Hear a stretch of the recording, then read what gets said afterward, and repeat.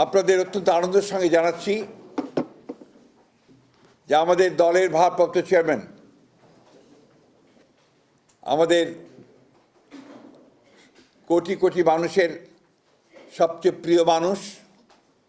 যিনি দীর্ঘ প্রায় 18 বছর ধরে নির্বাসিত অবস্থায় রয়েছেন বিদেশে এবং বিগত প্রায়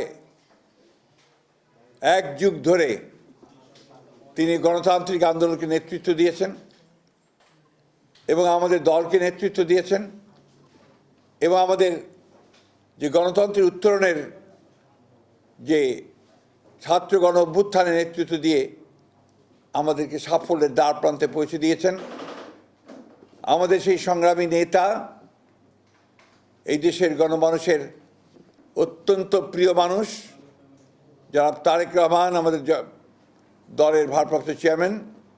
তিনি আগামী 25শে ডিসেম্বর, আমি আবার রিপিট করছি যে আগামী 25শে ডিসেম্বর তিনি ঢাকার মাটিতে আমাদের মাঝে এসে পৌঁছবেন।